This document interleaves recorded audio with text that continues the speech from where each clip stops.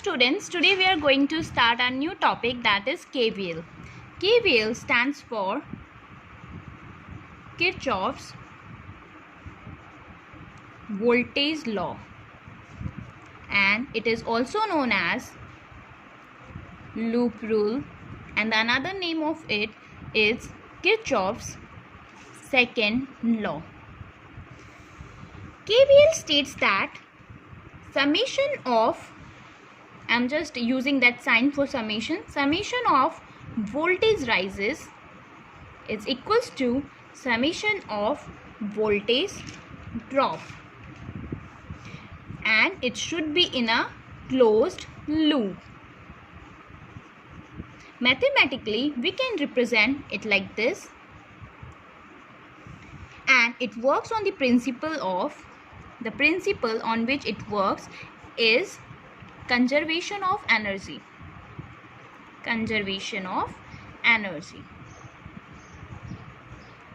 Now we are going to do few questions on the basis of KVL.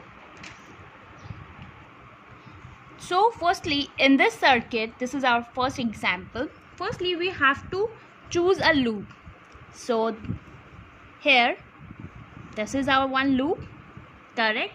Then we have to choose the direction of that loop. So we are start it from V1. So that is our direction of this loop. Now how we have to apply the KVL? Firstly, you should know that that small one and the larger one. Small one stands for minus, whereas the larger one stands for plus.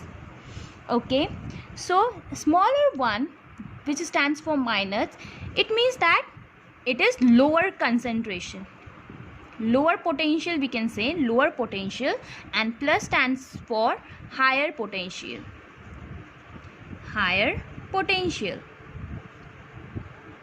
So in the V1 part, it goes from, I am starting this circuit, or I am starting this loop from V1. okay, so ये जा रहा है minus से plus की तरफ move कर रहा है, तो ये लोअर पोटेंशियल से हायर पोटेंशियल की तरफ मूव कर रहा है, और जब भी ये लोअर से हायर पोटेंशियल की तरफ मूव करेगा तो कुछ गेन कर रहा है, और कुछ गेन करेगा, so we have to put plus V1.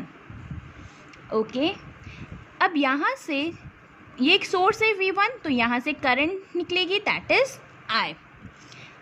आपको पता है कि करंट की जो डायरेक्शन होती है, the direction of current is always from, or the current is always travels from higher concentration to lower concentration. Current always travels from higher to lower. इसका मतलब है कुछ तो ड्रॉप हुआ है. हायर से अगर लोअर मूव कर रहा है, इट मीन्स कुछ ड्रॉप हुआ है. तो ड्रॉप हुआ है मतलब माइनस से रिप्रेजेंट करना है. अब इसका वोल्टेज फॉर्म क्या होगा? I इंटू R1, करेक्ट, ये इसका वोल्टेज होगा. अब हम यहाँ पे मूव करते हैं. We know that small one stands for minus, whereas the larger one stands for plus. अब यहाँ पे गेन हुआ है, क्योंकि ये लोअर पोटेंशियल से हायर पोटेंशियल की तरफ मूव कर रहा है, यहाँ पे गेन हुआ है, और गेन होता है then we have to use plus, so plus V2. अब करंट की डायरेक्शन यही है, नीचे जा रहा है करंट, और करंट हायर से लोअर जाता है, देन वी हैव लोअर जा रहा है, मतलब कुछ तो ड्रॉप होगा अगर वो हायर से लोअर जा रहा है, सो I R2. देन R3 के लिए similarly I R3. Now this larger one stands for plus, where this smaller one stands for minus. So अब higher से lower concentration की तरफ जा रहा है. अगर higher से lower जा रहा है, it means minus V3 is equals to 0. So this is the equation which is based on KVL. So our next numerical is this. So firstly हमें I की डायरेक्शन करंट फाइंड आउट करना है. So हम यहाँ से करते हैं कि करंट I1 यहाँ से फ्लो हो रहा है. ओके, करंट I1 जा रहा है. अब इसके पास दो पाथ है, इट मीन्स ये जो I1 करंट है, अब वो दो पाथ में डिवाइड होगा. सो हम यहाँ वाले में बोलते हैं कि I2 करंट जाएगा, इधर वाले में हम बोलते हैं कि I3 करंट ट्रैवल करेगा. It is clear. नाउ अब हम यहाँ पे एक लूप लगाएंगे, that is our first loop, and यहाँ पर भी हम एक लूप लगाएंगे, that is our second loop. हमने यहाँ पे डायरेक्शन चूज़ की है, दैट इज़ फ्रॉम 12 से हम लेके आएंगे, और 12 पे ही हमें रुकना है.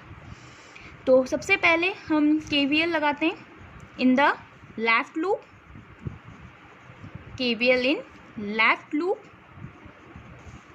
ओके, सो यहाँ से स्टार्ट कर रहे हैं तो ये कहाँ से ट्रैवल कर रहा है, that is lower potential to higher potential, क्योंकि जो स्मॉल वन होता है ये stands for minus and the larger one stands for plus.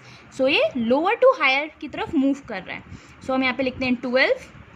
Now आपको पता है जो करंट की डायरेक्शन है वो हायर टू लोअर पोटेंशियल की तरफ मूव करती है. ठीक है, इसका मतलब है कि हायर से लोअर की तरफ मूव करती है, मतलब कुछ तो ड्रॉप हुआ होगा, इसलिए हमें लिखना है -2I1. सिमिलरली अब हमें नीचे की तरफ जाना है. ये लूप ऐसे चला, उसके बाद ये 8 की तरफ आ रहा है. सो हमें पता है कि करंट नीचे फ्लो कर रही है. करंट नीचे फ्लो कर रही है, इसका मतलब क्या है कि करंट की डायरेक्शन हायर से लोअर है, फिर से अगेन ड्रॉप होगा. तो 8 करंट कौन सी फ्लो हो रही है, that is I3 equals to 0. अब हम सबसे पहले इसको सिंप्लीफाई कर लेते हैं. सो हम इसको लिख सकते हैं I1 plus 4I2 equals to 6. हम ये लिख सकते हैं और इसको हम लिख देते हैं इक्वेशन 1. अब हम KVL लगा रहे हैं इन दी राइट लूप. ओके, हम लगा रहे हैं इस पे. तो अब डायरेक्शन क्या है हमारे पास, ये तो ये क्या होगा -4I2. यहाँ पे करंट गई, उसके बाद ये कहाँ से जा रही है, higher to lower potential. It means कुछ तो ड्रॉप होगा हायर से लोअर, इट मीन्स 4 लिखना है हमें यहाँ पे.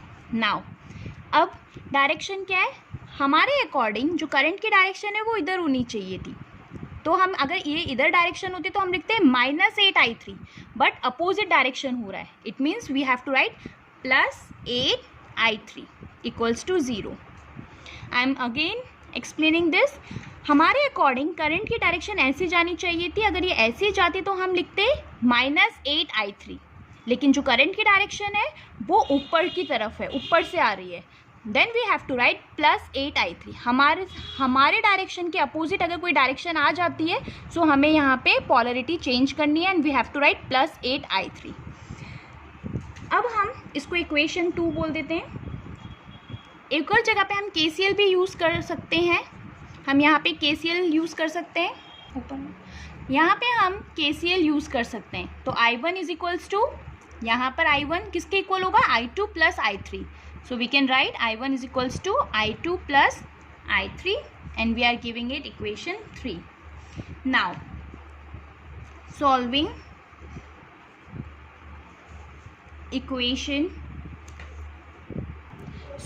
इक्वेशन 1 and 3 we get, हमें क्या मिलेगा, हम I1 की जगह पे हम क्या लिख सकते हैं, that is I2 plus I3.